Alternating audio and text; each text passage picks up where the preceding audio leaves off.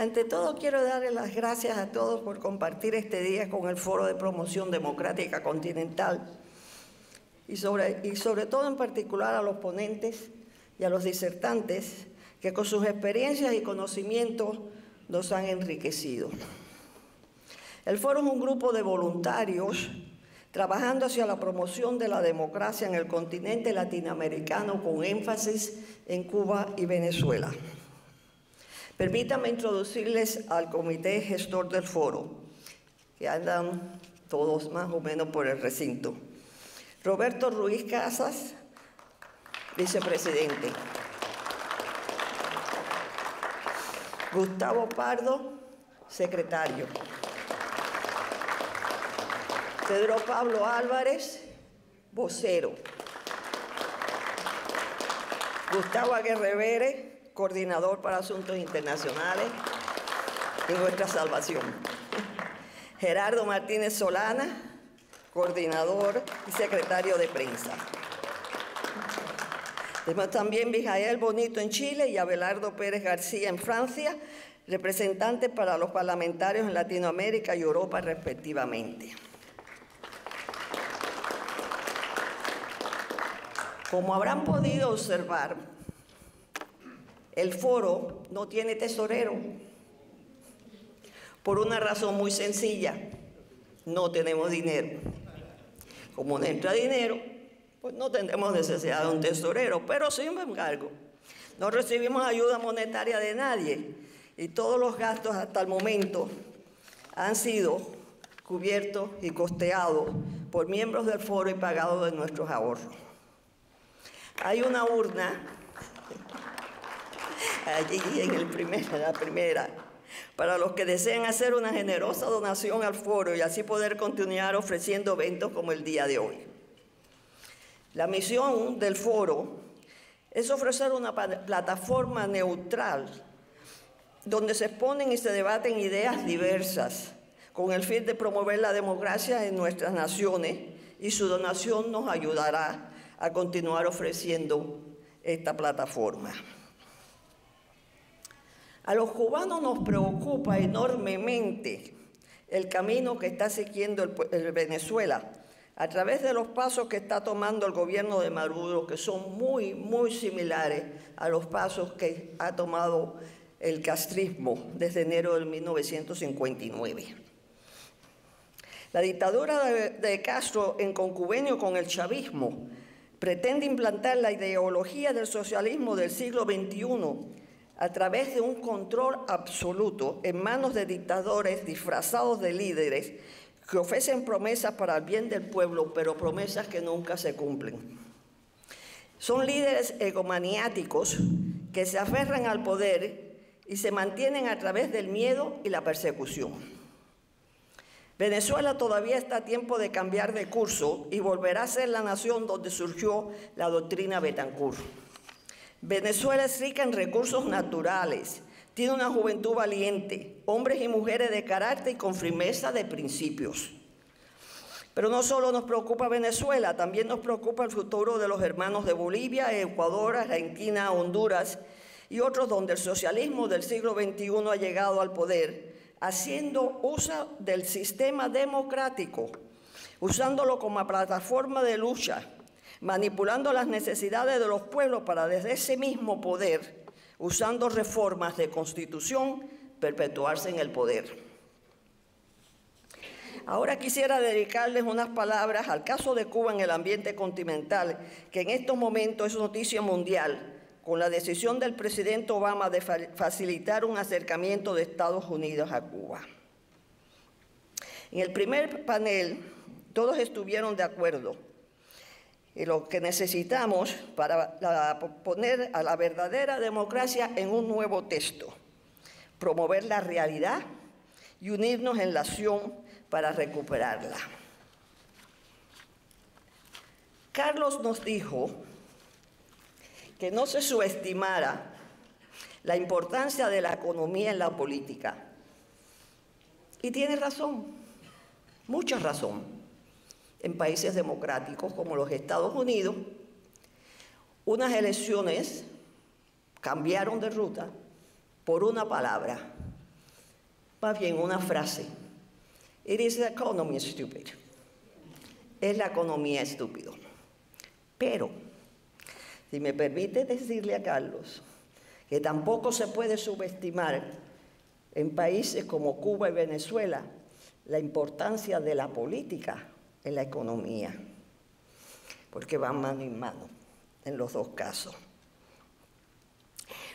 Estaremos o no estaremos de acuerdo con los pasos tomados por Obama, pero hay realidades que no se pueden ignorar. La primera es que Obama ha abierto una caja de Pandora dentro de la sociedad civil cubana, pero también ha echado a andar un tren que hasta el momento no tiene muy buen rumbo y un tren que todo lo otorga y nada recibe. Un tren que por el momento no hace escala en las estaciones de derechos humanos, pactos no ratificados, presos políticos, elecciones libres. Un tren que de no cambiar de curso está condenado al descarrilamiento. Al igual que un tren de carga, sin embargo, los cubanos tenemos que llevar los vagones con el apoyo de la comunidad internacional, la Unión Europea, los miembros de organismos como la Cumbre de las Américas, Organización de Estados Americanos, Amnistía Internacional, la Fundación Nacional de Sistemas Electorales y otros, así como el apoyo del Congreso de los Estados Unidos y, sobre todo, un exilio cubano trabajando todos juntos. El régimen castrista ha causado daños irreparables a la sociedad cubana. Ha llevado la economía a la destrucción total, es la causa de la separación de la familia y de una diáspora con una población mayor que una docena de países que pertenecen a las Naciones Unidas. El exilio cubano regado por el mundo tiene una población más grande que por lo menos 8, 10 países que sin embargo están representados en las Naciones Unidas. Cuba en democracia nunca hubiera llegado al estado total de crisis económica en la que hoy se encuentra, y eso es una realidad. Ahora bien, este es el momento de los cubanos en el exilio que tenemos los recursos, facilitar la transición a la democracia y hacer del limón una limonada. Y si me empujan un poquito, le echo un poquito de ron, una hojita y hago un tremendo mojito. No perdamos la oportunidad de construir las paradas del tren para llegar a la estación final que lleva por nombre Cuba Libre. Y como soy un poquitín atrevida, le mandaremos un mensaje muy personal al presidente Obama para decirle: este es su momento para repetir las palabras de aquel soñador y dírselas cara a cara a Raúl. Si Cuba va a ser una gran nación, esto tendrá que hacerse realidad. Deje resonar la libertad.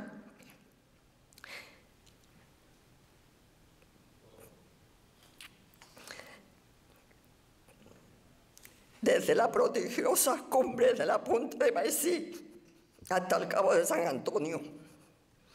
Y cuando esto suceda, y cuando dejen resonar la campana de la libertad, cuando la dejemos repicar en cada ingenio y en cada caserío, desde cada provincia y cada ciudad, en ermita y catedral, desde la Plaza de la Revolución y la Torre de la Libertad, entonces, solamente entonces celebraremos juntos la llegada del día cuando todos los cubanos, hombres y mujeres, negros y blancos, judíos y gentiles, protestantes y católicos, civiles y militares, serán capaces de unir sus manos y cantar las palabras del viejo espiritual.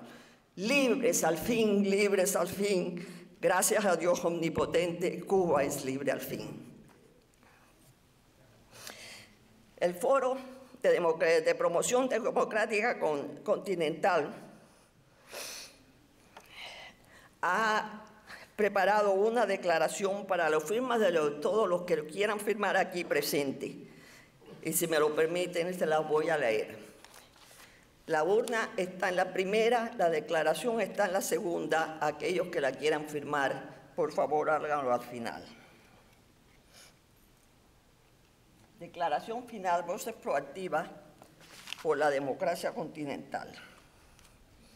El cuarto foro de promoción democrática continental y todos sus participantes expresamos nuestra profunda preocupación por la nefasta influencia del socialismo del siglo XXI que desarrolla en América Latina la estrategia antidemocrática del Foro de Sao Paulo, con el contubernio de los gobiernos de Argentina, Bolivia, Cuba, Ecuador, Nicaragua y Venezuela. Conscientes de esta realidad, declaramos que la democracia es un sistema de gobierno que permite a los pueblos ejercer la soberanía del Estado mediante la elección libre de sus dirigentes, los cuales contraen la obligación de garantizar la alternativa en el poder, la defensa y aplicación del Estado de Derecho y el respeto de los derechos humanos y a las libertades fundamentales. Que algunos gobernantes autoritarios de nuestro continente desarrollan políticas agresivas orientadas a promover su influencia autoritaria e injerencista, y que esta estrategia ha convertido la justa lucha por la democracia, la justicia social y el derecho de los pueblos en una urgente prioridad cuyo abandono implicaría sucumbir ante sus ambiciones hegemónicas. Que en los casos extremos de Cuba y Venezuela, sus gobernantes aplican el terror y la mentira para sojuzgar a sus pueblos, causando la muerte y el encarcelamiento de opositores y provocando una corriente masiva de exiliados y economías destruidas, todo lo cual provoca la división de las familias y la miseria extrema de sus pueblos. Afirmamos que en los casos de Cuba y Venezuela corresponde a los pueblos de Cuba y Venezuela, respectivamente, determinar su presente y su futuro como principales responsables en la forja de su destino. Corresponde a los países democráticos del continente ejercer su influencia en el respaldo de la Organización de Estados Americanos y de su Comisión Interamericana de Derechos Humanos en sus esfuerzos por promover los principios de la doctrina Betancourt y por condenar las políticas injerencistas de Cuba y Venezuela y sus violaciones a los derechos humanos. Corresponde a los Estados miembros de las Naciones Unidas y de la Organización de Estados Americanos y a instituciones especializadas como Amnistía Internacional y el Instituto Internacional para los Sistemas Electorales, IFES, promover el apoyo de la comunidad internacional a los pueblos de Cuba y Venezuela en sus aspiraciones por establecer un Estado de Derecho. Un Estado de Derecho que garantice la libertad de los presos políticos y la seguridad de las personas frente al poder coactivo del gobierno para propiciar un proceso democrático que permita elecciones libres y limpias, por medio de las cuales se reintegren a la comunidad de naciones democráticas para poder participar en los mecanismos de cooperación del ámbito continental. Afirmamos en el caso de Cuba en particular, y déjeme hacer aquí una pausa. En el caso de Cuba en particular, hemos puesto y pensado que no es suficiente el pedir, queremos, sino por lo menos promover algunas sugerencias de cómo poder llegar a obtener lo que queremos. No creemos tener todas las soluciones, ni mucho menos.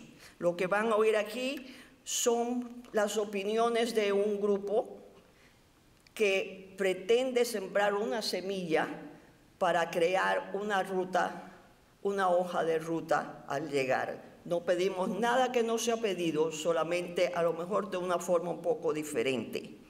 Por lo que afirmamos que en el caso de Cuba en particular, la comunidad internacional y las instituciones mencionadas en el párrafo 3 del segmento anterior respalden las gestiones para lograr la ratificación de los pactos sobre derechos humanos firmados por el gobierno de Cuba ante las Naciones Unidas y otros organismos internacionales.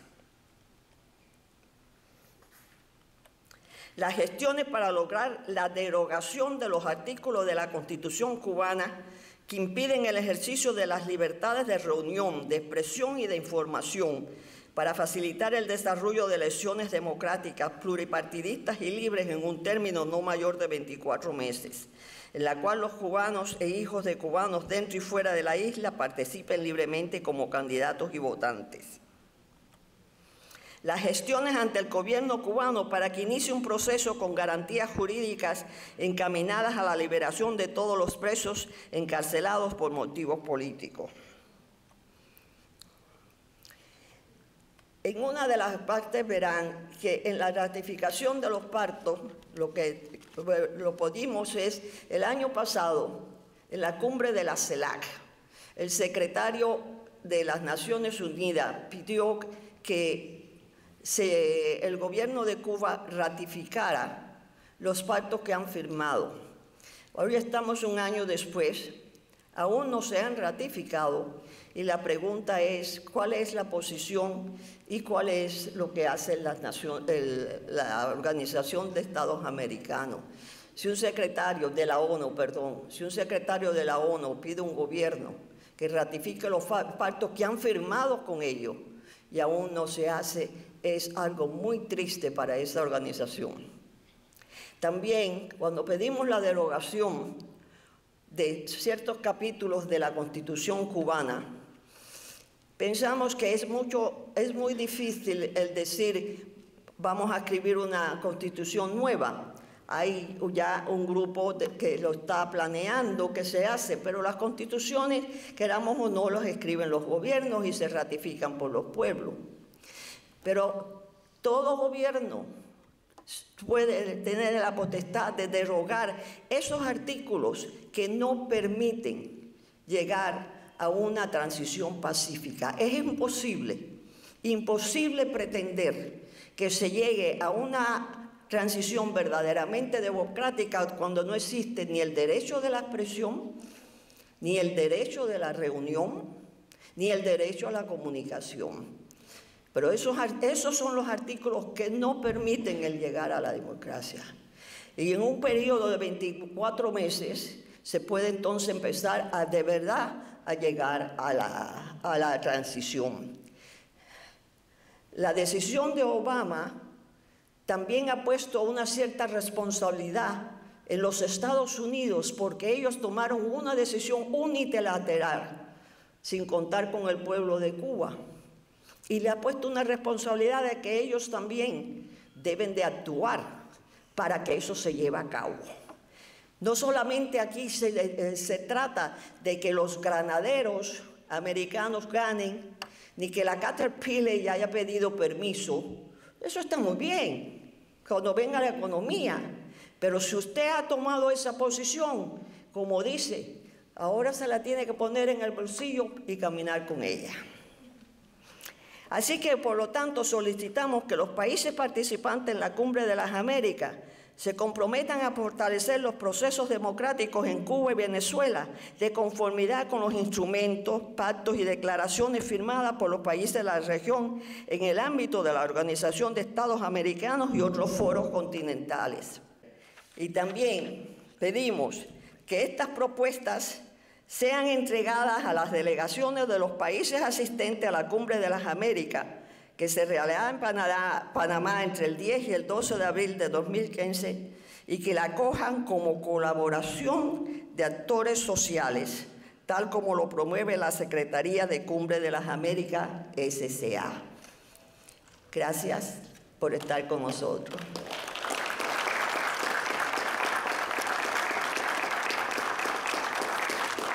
Como les digo,